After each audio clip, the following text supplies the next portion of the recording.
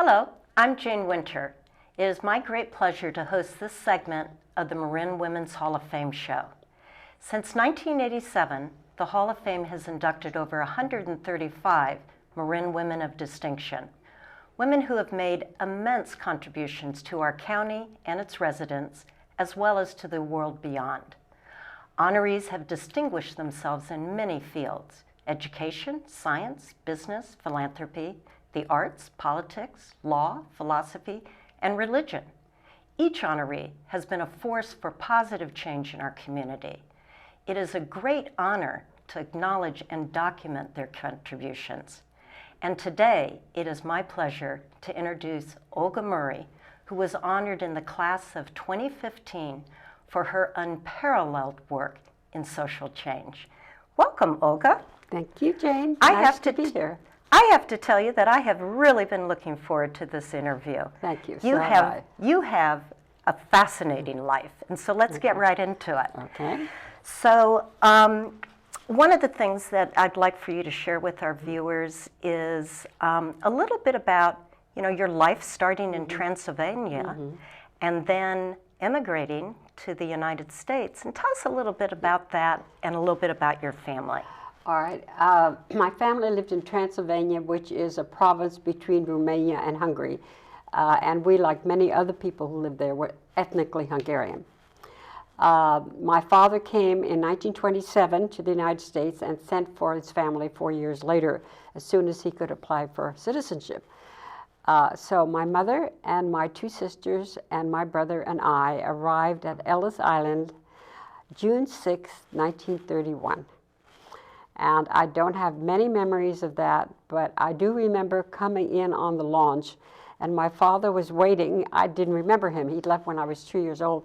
My father was waiting at the pier, and he had a Hungarian family he'd made friends with, and the little girl was throwing Hershey bars at us, and they kept landing in the water. And I had no idea what a Hershey bar was, but I knew it was something good, and I remember crying because all those good things were landing in the water. That's right. So we came to the Bronx, and my family, we lived there. This is where I grew up. We didn't speak a word of English, not I or my sisters or brothers. My father did, of course. And my parents were very wise. They didn't let us just huddle in the house and talk to each other. Out on the street, play with the other kids. We arrived June 6th. By September, we all spoke perfect English and started school. That's fantastic. That's the powers of immersion. That's right. The only mistake I remember is my brother was playing stickball on the street, and some of the kids yelled at him, "Run home, run home, run home!" So he ran up on the porch scared to death. Oh, that's funny. But you had a very different home in Transylvania versus in the Bronx. Yes. That must have been quite an adjustment.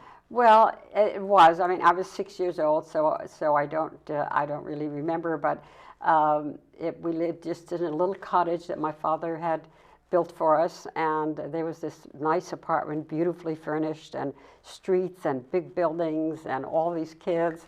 But we adjusted pretty quickly. We were pretty young. Well, that's great. So you stayed in New York City, Yes. in the Bronx, through high school. Mm-hmm. Then it seems like you had a little bit of a wanderlust period Yes. where you were doing some traveling. You came back to New York, and I'm jumping ahead a little bit, but you finally ended up in law school. Yes. How did that happen? Well, I graduated from high school when I was 16, and I just needed to see the world. And of course, it was during the war. There were no commercial airplanes, and so I traveled around the country from the time I was 17 until the time I was 21 by train. I never knew anybody who had gone to college, and I was working. I went from city to city to city and worked and earned my own living, and then when I got tired of it, I'd go to the next place. So I was working at Fitzsimmons Army Hospital in Denver, and I had a lot of discussions with somebody that was living in civilian quarters about the war and politics and so forth. And one day she said to me, "Olga, you know, you're smart. Why don't you go to college?" And I thought, college? I don't know about college. I've never been to college. I don't know anybody who's been to college, but maybe. So I went home, took the entrance exam for Columbia, passed, and enrolled, and graduated in 3 years. And my diploma was signed by Dwight Eisenhower, who, by the way, was president of Columbia between the Army and the time he became president of the United States. I had no idea. How fascinating. Mm-hmm. And then I went to Washington. I was a political science major. I worked for one of the major newspaper columnists of his day, maybe the major one, Drew Pearson. And I loved my job. I answered his fan mail, which consisted of tips and threats and adulation and everything you can think of. And after a couple of years, I thought, well, this is a wonderful, and of course, I was right in the middle of the McCarthy era in Washington and the Korean War. It was so exciting for a new political science major. But after 3 years, I decided I liked the job, but this was a job and not a career, and I decided I would go to law school. And I told Mr. Pearson, and he was quite supportive, and I said, well, I guess I'll have to leave. And he said, no, no, no. You can do this anytime. You can come, of course, there were no computers then, but you could work before classes, after classes, between classes, whenever you want to. And so I worked for him all the time. That's how I got through law school and graduated from George Washington Law School in 1954. Well, you were one of the pioneers of women in the field of law. You know, at that time, as my understanding is that there were very few women practicing law at that time. And so what were some of the obstacles that you had to overcome? Well, just getting an interview was extremely difficult. If you, many women I know, including Sandra Day O'Connor, by the way, would go to, if you got an interview with a law firm, and no matter how good a student you were, can you type? Sandra Day O'Connor had the same question. So they wanted you to type, but of course on the side do legal work, but at a type of salary, basically. Right. And so I was scared to death about going, after I came out to California, passed the California bar, and I was frightened to death about going on an interview. Right. As it happened, I had one interview as a lawyer in my entire life. I got the first job I interviewed for, I went for 1 year, and I was there for 37 years. And that first job took you to the California Supreme Court. It was at the California Supreme Court. I was on the staff of Chief Justice Phil Gibson. Mm-hmm. And well, over the course of that 37 years, you were really part of helping to write some very important opinions. Can you share a little bit about that? yes, they were very much, some of were civil liberties, First Amendment issues, affirmative action, women's issues, allowing women who had children who had been injured in the womb by drugs to sue, allowing them to go forward with their suits, and many environmental cases involving access to the seashore and rivers and so forth. It was the most wonderful job anybody could ever have in the law, and I loved it. And I noticed that you said it was the most wonderful job that anyone could have had in the law. Yes. So when you retired, you launched an entirely new career with the creation of the Nepal Youth Foundation. Yes. And how did that come about? Well, I never lost my wanderlust, and I used to travel a lot. I made my first trip to Asia in 1984 and went to Nepal to go trekking in the mountains. And I encountered children there that I'd never seen the likes of them in my life. They were so poor, dressed in rags. Most of them were malnourished. The happiest kids I had ever seen in my entire life. They just held our hands and laughed and almost fell off the trail with my 10 words of Nepali. They were just delightful. And when I'd open my tent in the morning, there would be at 6 o'clock, 4 little faces peering in, just waiting to see what was going on with this strange-looking woman. And the guide translated what they said, and one thing they all wanted to do was to go to school someday. Most children in Nepal did not go to school in 1984. So they'd had no education at all, not even there weren't that many what we would consider elementary school. None at all. Okay. There were not that many schools in rural areas. And so I was almost 60 at the time, and I think this was subconscious, but I knew one of these days I was going to have to leave this job that I loved. And what was I going to do with all this energy? I always knew I wanted to work with children, but I didn't know how. So one day we were on top of a mountain. There was a little hut there. And I went in with my guide, and there were 3 children sitting on the mud floor with a very crude board in front of them. Each one had a candle, and they were doing their homework. And their father was so proud, and he said to me, you know, these kids are the lucky ones. They have to walk up and down the mountain for a couple of hours every day to get to school, but they're going to school. And so I went back to my sleeping bag, and as I was falling asleep, I had this boom, this thing totally unexpectedly out of the blue like a flash of lightning. Okay, Olga, you know what you're going to do with the rest of your life. You're going to educate Nepali children. It happened as quickly as that. Just like that. Okay, but how you've helped educate them has changed over the years. Yes, well... Kind of take us through that journey. Okay.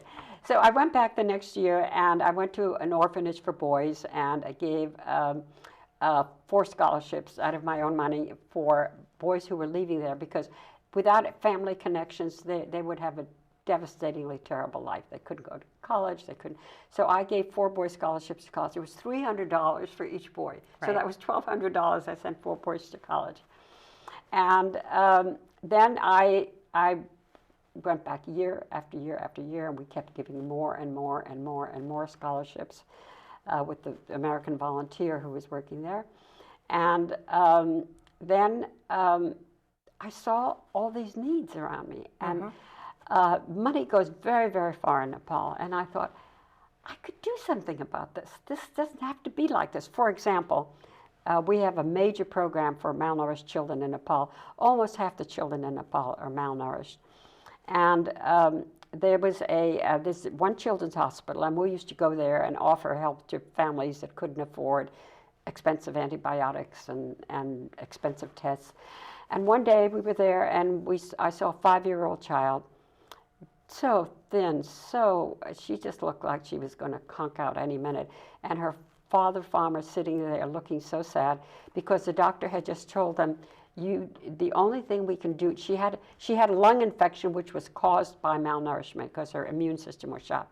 And the doctor said, the only antibiotic we have is this one, and it costs so-and-so. And he couldn't afford it. So he was just going to take his child home. And so we paid for it. And I went back a few days later, and the bed was empty. And I said, where's his child? And the doctor said, oh, we sent her home. I said, how could you do that? She couldn't walk, she couldn't stand, she could hardly talk. She was just as malnourished. And he said, well, so many kids in Nepal are malnourished. We need these beds for actively ill patients. And I found out later that that child died after she got home because she couldn't, because she went back to the same conditions that she came from. Okay. Not just her, but that 3 or 4 children a month were discharged in the same condition and died from that same hospital. And so I talked it over with our people there. I said, this doesn't have to happen. Why is this happening? So we had some contacts, including a young doctor we had sent through medical school at the hospital and the senior pediatrician, and we decided that we would open a little hospital. We call it the Nutritional Rehabilitation Home, where children could come after their acute illness was over and be restored to health. To make a long story short, so we opened it in February 1998. We have had 16,000 children now through that program. We built 16 of these all over the country. We've had 16,000 children through there. They stay with their mothers. The mothers are educated. We made the most startling discovery that these children were not malnourished because they were poor. It's because their parents were ignorant. So we trained the mothers in how to feed their children, how to take care of them, using only things that they could get cheaply and easily in the village. No supplements, nothing fancy. We don't allow that in the door. And then we built 16 of these throughout the country and have convinced the government to take them over after we operate them for 5 years. And we've had 16,000 mother-child pairs through that program. 60,000. 16. 16,000. Yes.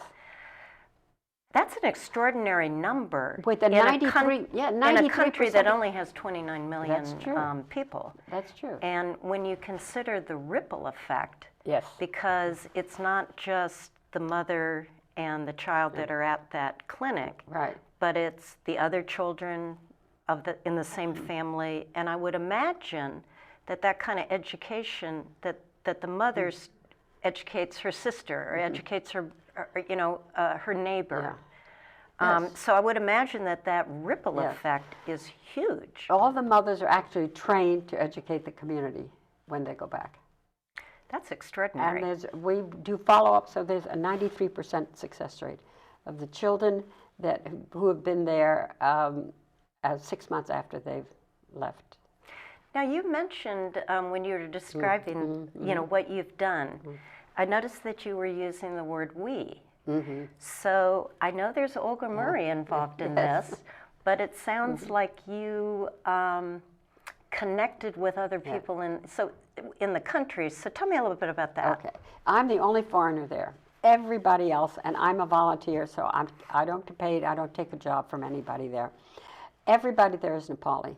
Nepalis are smart, they know what they need, they know how to get it. And this is what I really credit for the success of our program. I found the right people, particularly the person who went through college on one of our scholarships in the late 80s and now has succeeded me as president. He's extremely bright, well-organized, passionate about helping children in his country. And he has found the right people. We have a large staff there now, and we are very, very, very efficient, and we do a lot of things, and good things. It sounds like you're extraordinarily efficient, and that the way that you structure your programs, they're sustainable. Absolutely sustainable. Not all nonprofits do that, by the way. I'm very proud of that. So that is fantastic, because clearly you've been thinking about this work going way beyond you. Yes.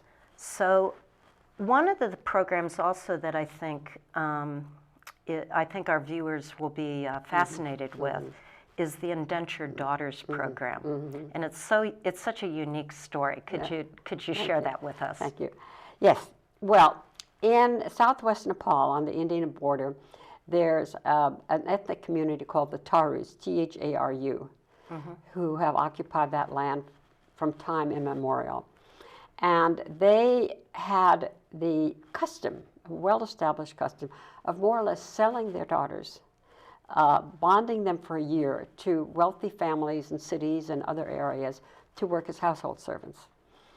And these were not 17-year-olds. I'm talking about 6, 7, 8, 9-year-olds, little tiny girls, never been away from home before, never been out of their villages. And the fathers got, $70, $60, $50 for their daughter's labor for a year, maybe sometimes just a few bags of rice. And sometimes they threatened not to throw them, they decided not to throw them off the land. I mean, that's the kind of things that they would bargain for. And the girl would go to live with this family in Kathmandu or somewhere else. And of course, the labor contractor said, oh, your child will be well taken care of and should be sent to school. Of course, that didn't happen. And they were routinely abused. They just slept under the stairs or on the floor. They ate leftovers. They worked 16, 18 hours a day, and very few of them went to school. And they did this year after year after year, and this is how they spent their childhoods. So I didn't discover it. Many Nepalis didn't even know about this because this ethnic group is a little isolated. And our Som Panaru, who's our president now, read this in the newspaper and said, do you know what's going on in my country? And I was shocked. So we decided, let's see what we can do about it. I mean, just two people sitting in Kathmandu. So he had a friend who spoke the Tharu dialect. And the next day, they took the 14-hour bus ride to the Tharu community. Now, these arrangements were made on January 15th at a certain festival. This was the end of November. So they went and talked to the villagers, and the villagers said, look, this is our custom. It's been going on for generations. The fathers had been bonded also. And besides that, we need the money. Sometimes the girl is the only person in the family who's working. Right. So we can't do without it. And Som said, look, you bring your daughters home on January 15th. Sometimes they're allowed to come home for this festival. And we will make it worth your while to keep them at home. We'll send them to school, and we'll make it worth your while. So in essence, were you kind of buying their contract? But sending them to school and giving the parents the Well, we didn't know what we would do. Okay. Because we said, well, what are we going to do for the parents? Shall we give them the money that they got from the labor contractor? So some went there, and almost all the fathers had brought their girls home and said, okay, now what? But instead of saying, how much money did you get the labor contract from the years? I mean, our staff is too smart. They went moseying around in the villages, and they talked to the women, and the women said, whatever you do, do not give our husbands money. Alcoholism was rife in the area. They made a local rakshi, and they'll drink it all up. Don't give them money. And so he talked to, I don't know how many women, and they came to an agreement. Tharus love pork products. And so every family who would allow their daughter to come home and allow us to send her to school would get a baby piglet, later a baby goat, and they could raise the animal and sell it at the end of the year for about what they got for their daughter's labor. What a great solution. Yes. In the meantime, we put the girl in school. We paid all her school expenses. But that was only half the problem.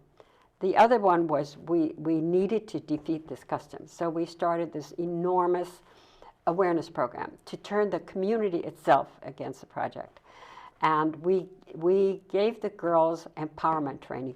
You have a right not to go to school. You have a right not to be sold. Because people would say, well, what happens after the first year? Well, after the first year, those girls are not going anywhere. Right. So they're empowered now. They're empowered. And then we had this, the return girls were the ones who made this whole program successful. I mean, we had huge demonstrations, marches. Sometimes I would march with them. We had street plays because most of the people are illiterate, and there was no electricity in a lot of the places, so it was the only game in town. Street plays that the returned girls themselves acted about how they had suffered during the time that they were enslaved, and then we brought the girl after a few years. We brought the girls to Kathmandu, 600 or 700 girls marching down the street, blocking traffic during rush hour, and we arranged for meetings with them, with the Prime Minister and the UN Human Rights Commission and so forth. Anyway, it took, we started in 2000. In 2013, the government finally eradicated the custom.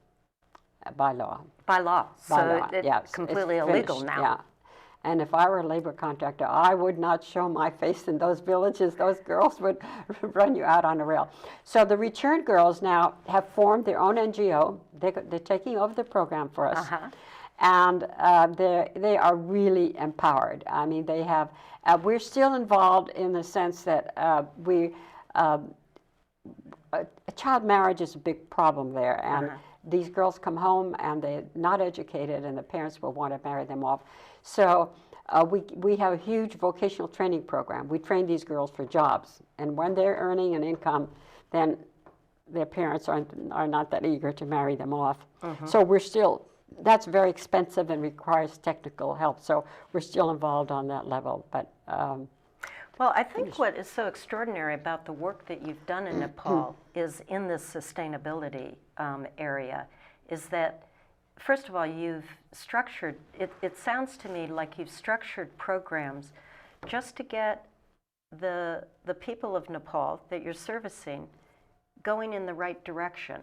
But from there, it seems like there's this empowerment that the people that you're servicing in a way kind of take on the program, or in the case of I think it was the clinics that you mentioned, that the government took those over. And so I just think that's extraordinary. I'm sorry, we're out of time. So thank you, Olga, for sharing stories with us from your incredible life. Thank you very much. And thank you, viewers, for tuning in. The Marin Women's Hall of Fame is a project of the YWCA of San Francisco and Marin. If you would like to learn more about the Hall of Fame and our honorees, please visit www.mwhf.org.